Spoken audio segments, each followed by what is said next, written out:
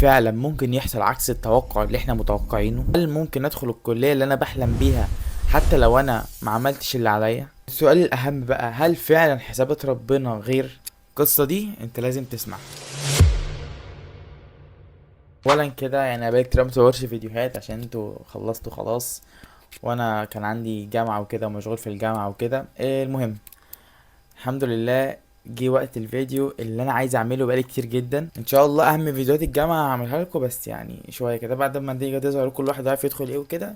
هبدا اعمل بقى فيديوهات الجامعه، كده كده فيديوهات الجامعه لكله، بس هبدا اعملها بقى. الفيديو ده هيكون تسلسل احداث من اول المواد اللي كنت خايف منها ساعه الامتحانات لحد اول يوم جامعه.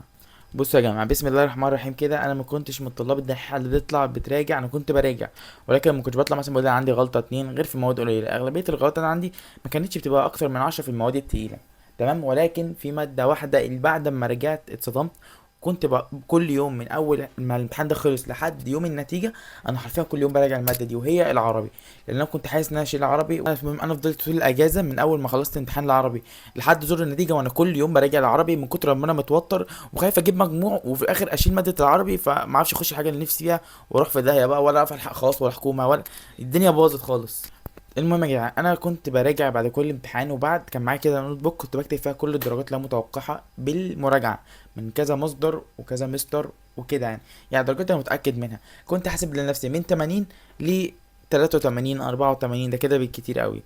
فانا كده مش هعمل حاجه طبيه حكومه. طبعا والدي كان رافض موضوع الخاص ده زي اي حد في الاول بيبقى رافض موضوع الخاص. فانا كانش قدامي غير الحكومه ساعتها، اللي انا اصلا متوقع ان انا هجيب من 80 83 84%. المهم يا جدعان، انا خلصت الامتحانات وخلاص كده، المفروض بقى ان انا استنى النتيجه، ولكن انا دايما طول السنه كنت بدعي اقول يا رب يا رب يا رب اعمل عمره قبل ما النتيجه تظهر. يا جدعان انا سافرت بعد الامتحانات بيومين، سافرت بعد الامتحان بيومين وعملت بتاع 3 عمرات الحمد لله. المهم ان انا طول بقى العمرات دي انا اول مره يعني احس ان انا قاعد بدعي وحاسس الدعوه دي هتستجاب 100%. انا كده عارف ان انا مش هخش حكومه، والخاص مش متاكد منه. فانا قعدت طول العمر قاعد بدعي ان انا ادخل الحق، ان انا مثلا لو ربنا كرمني ادخل حاجه حكومه او ادخل الخاص وربنا يكرمني بقى اخش ايه جامعه حلوه. المهم يا جدعان، قعدت ادعي كتير قوي كتير قوي، و متوتر طبعا كل يوم بقى، نتيجه بكره نتيجه بعد بكره مش عارف ايه. المهم ان النتيجه ظهرت في اليوم اللي انا نزلت فيه مصر. يعني انا نزلت مصر وكنت قاعد عند قرايبي، وفجاه النتيجه ظهرت، كانت ظهرت الاوائل ولسه احنا ما ظهرناش. فطبعا بقى توتر وحاجه كده، وفجاه الاقي صاحبي ده جاب النتيجه، ومش عارف مين ده جاب النتيجه ومين جاب النتيجه، وانا قاعد بقى متوتر ومش عارف اجيب النتيجه. فكان في حد من جيراننا عندهم حد في الكنترول، فاديته رقم الجلوس بتاعي، قعد تقريبا 3 4 ساعات عقبال ما يقدر يجيب لي النتيجه. وبقى شايف بقى كل النتائج يعني حلوه. في ناس ما كانوش متوقعين ان هم يجيبوا في الثمانينات وجابوا في الثمانينات. فانا قلت بس ده نتيجتي هتطلع ايه حلو، بالذات ان انا كان في ناس براجع معاهم من نفس المصادر وجابوا في الثمانينات، وانا كنت كمان ببقى اعلى منهم. فانا قلت انا ايه، هعدي ممكن اجيب 85 ولا 86 مستريح كمان. فالمهم كده يعني النتيجه تظهر، وفاجأ ان انا جايب 74.3 من 10. ساعتها يا جدعان انا كأني حد مسك كوبايه وكسرها على دماغي. تقول لي كوبايه، اقول لك عشان عيني جت على كوبايه فكوبايه وكسرها على دماغي. حرفيا كأن حد مسك كوبايه وكسرها على دماغي من الصدمه. تخيل انت تكون حاطط رينج حاجه معينه، ولما كله يجيب النتيجه تلاقي كله جايب مظبوط وانت اللي رايح في داهيه. ولكن انا هقول لكم اللي وقعني كده، اللي وقعني كده كانت الفيزياء كنت حاسبها 8 68 48 تقريبا، ولقيتني جايب فيها 33 ونص. فدي بهدلتني خالص. والعربي الحمد لله بعد ما كنت بقول يا رب انجح فيه، الحمد لله انا جبت فيه 48. طبعا يا جدعان انا كنت حاسب لنفسي في الثمانينات، كان قدامي خاص اقدر اخش طب بشري واقدر اخش صيدله واقدر اخش اسنان. في يعني 83 دي ولا 84 دي دخلك اي كليه حرفيا خاص. اي كليه طبيه خاص، اي كليه انت عايزها خاص تقدر تخشها ب 83 84% دي. فانا دايما كان في دماغي حاجه ان هي اقل حاجه هجيبها مثلا 80 مثلا، فممكن اخش صيدله، ده اللي كان في دماغي. فانا لما اتبهدلت خالص كده يعني انا حرفيا كنت خايف ان انا حتى ملحقش صيدله. فالمهم يا جدعان، يعني اعتقد دي الحاجه اللي انا عملتها اللي خلتني اتقبل في كليه صيدله، وخلتني يعني هقول لكم القصه اللي جايه دلوقتي. ان انا بعد النتيجه على طول انا حمدت ربنا وقلت الحمد لله على كل شيء، وكان عندي رضا تام حرفيا. ودخلت صليت ركعتين شكر لله، يعني الحمد لله حتى لو مش ده اللي انا كنت عايزه، ولكن انا راضي وراضي باي حاجه هتحصل. فالمهم ان انا والدي كان ساعتها وافق بقى على موضوع الجامعه الخاصه دي، وقال لي اقدم يعني. فانا قدمت، ده كل ده في نفس يوم النتيجه. فانا قدمت في جامعه مصر، جامعه مصر للعلوم والتكنولوجيا اللي هي ماست، وجامعه 6 اكتوبر. ودول انا متاكد ان انا مش هتقبل فيهم. طب ليه متاكد ان انا مش هتقبل فيهم؟ عشان انا مجموعي 74.3 من 10، وهو كان الحد الادنى ساعتها 74. فانت الجامعتين دول من كتر ما هم جامعتين اقوياء بيعملوا تنسيق داخلي، والتنسيق الداخلي ممكن يوصل ل85 في الخاص. يعني ممكن صيدله توصل ل85 في الخاص في جامعه مصر. فانا كنت متاكد ان انا مش هتقبل فيهم، ولكن انا قدمت وخلاص وسبتها على ربنا. وكان نفسي تجيلي جامعه مصر. ليه؟ لان انا دايما بسمع ان جامعه مصر دي قويه وجامعه حلوه. هي صعبه، ويعني بتندم، ولكن الحمد لله. فالمهم، بعدها تاني يوم بقى رحت لجامعه الاهرام الكنديه اللي في اكتوبر. انا اصلا قاعد في اكتوبر، وكل الجامعات دي في اكتوبر يعني. فرحت لجامعه الاهرام الكنديه.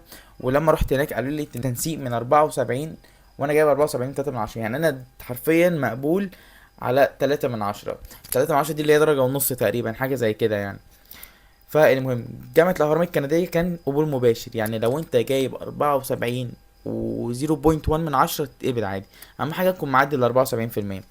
فأنا طبعا الجامعة صراحة ما عجبتنيش، حسيتها مرمية في صحراء كده، وحسيتها عند حتت مصانع. يعني حسيتها مش جو الجامعة، فاهمين؟ حسيتها ان هي حاجة غريبة كده. فتاني يوم المفروض ان انا كنت هجهز بقى الفلوس واروح ادفع القسط الاول بتاع الجامعه. انا كده مقدم في ايه؟ مقدم في جامعه مصر وجامعه 6 اكتوبر، ولكن دول انا متاكد ان هم مش هيجولي، ولكن كنت بدعي ان يجيلي حاجه من الاثنين يعني صراحه. فالمهم تاني يوم بقى ظبطت الفلوس بتاعت القسط الاول وكده، وعقبال بقى ما جمعتها وكده. ورحت عشان اقدم في الجامعه. وانا عقلي في الجامعات التانية، انا مش عاجباني الجامعه، ولكن قلت عادي ممكن اقضي سنه بعد كده احول على اي جامعه تانية. اقسم بالله يا جدعان، انا جه في دماغي كده حاجه، قالت لي افتح الجيميل اللي هو البريد، افتح الجيميل وغير الحساب، هات الحساب اللي كنت عامل بيه الاكونت اللي كنت مقدم بيه بتاع الجامعه، وشوف كده. ما اعرفش والله، وانا في المواصلات ورايح للجامعه. فالمهم بفتح الجيميل، ولقيت مكتوب ان انا جالي القبول في كليه العلوم الصيدليه والتصنيع الدوائي. فانا قاعد كده اللي هو قبول ايه يعني؟ مش فاهم حاجه. بجد انا اتقبلت. اقسم بالله كنت قاعد مصدوم ساعتها، وكانت والدتي معايا، وقاعد بقى انا مصدوم، أنا مش عارف اعمل ايه. وقفت العربيه اللي انا كنت راكبها، ده كنت رايح على جامعه الاهرام الكنديه، ونزلت بقى عشان اعرف الموضوع ده بيتكلم عن ايه. فكلمت كذا حد كان مقبول يعني في الجامعه دي اكبر مني، وقالوا لي اه دي رساله القبول. طب هل كده انا اتقبلت؟ ده مثلا قبول مبدئي بعد كده اخش تنسيق داخلي ولا ايه؟ فانا مش عارف. فانا قلت انا هطلع على الجامعه واشوف. فانا يا جدعان طلعت على الجامعه، وابص كده من بعيد الاقي لا اله الا الله واقفه قدام بوابه الجامعه، وخناقات بقى، واحنا عايزين نخش نقدم ومش عارفين نقدم، والموقع واقع فانا مش فاهم حاجه. يعني انتوا هل انا كنت فاكر الاول ان دول كلهم جايين لي رساله قبول زيي؟ وانا داخل بقى لقيت فجاه الراجل بيقول لي ده رايح فين، اللي هو الامن. بقول له انا جالي رساله قبول وداخل اشوف النظام. قال لي اصلا ما فيش حد لسه بعت له رساله قبول.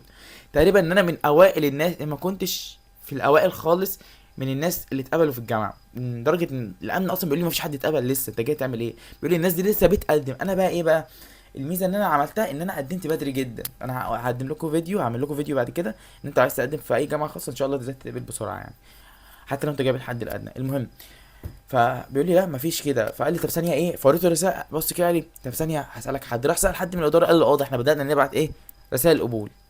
لقيته فجاه دخلني، انت خلي كده يعني مثلا في مثلا بتاع 200 واحد، وانت تعدي بينهم كده، البوابه تتفتح لك وتعدي بينهم كده.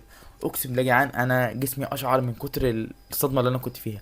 يعني كان نفسي في الجامعه وجالي قبول، وكنت من اول الناس اتقبلت، والناس دي كلها متحيره ومش عارفه تعمل ايه، وانا معدي وسطهم كده وداخل الجامعه.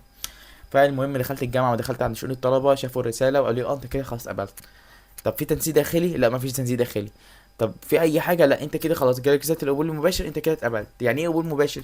تقريبا الناس اللي بتقدم في الاول ما بيبقاش ليهم تنسيق داخلي، ولكن بعد كده لما العدد بيقل، فبيبقى عايزين يفصلوا، مثلا ياخدوا الطالب ده في مثلا مقعد واحد، فهم عايزين يعرفوا ياخدوا الطالب ده ولا ياخدوا الطالب ده، فياخدوا الطالب اللي جايب اعلى.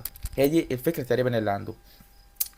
فبقى وانا قاعد بقى مصدوم كده، تخيلوا يعني انت مثلا ان انا اليوم اللي جات لي فيه الرساله كان جاي لي قبلها بيوم، فانا اليوم ده لازم كنت ادفع فيه الفلوس. فتخيل لو ما كنتش انا مثلا رايح الاهرام الكنديه وكان معايا الفلوس ساعتها، كنت هضطر عقبال ما اجمع الفلوس كان ساعتها هيروح عليا التقديم واروح في داهيه. فهي يعني كلها الموضوع متدبر كده، يعني الموضوع لو متخطط له حرفيا مش هيجي كده. بعد كده بقى في نفس اليوم ده لما طلع لي الاي دي بتاع الجامعه اللي انا هدفع عليه الفلوس، ولقيتهم بقى خدوا الفايل بتاعي وحطوه في ملف كليه الصيدله، وما كانش فيه ولا اي حاجه. يعني انا بس يعتبر كنت اول فايل تقريبا، ما انا قبليه كان بقى موجود ايه اللي هم الناس اللي بيبقوا معادله وكده، لكن ثانويه مصريه بتهيألي كنت انا اول واحد مقبول في الجامعه اعتقد، لان ما كانش في اصلا حد اتقبل لسه. يعني انا نفس اليوم اللي جالي في الرساله تاني يوم بالظبط انا كنت في الجامعه مقدم ورق ومخلص.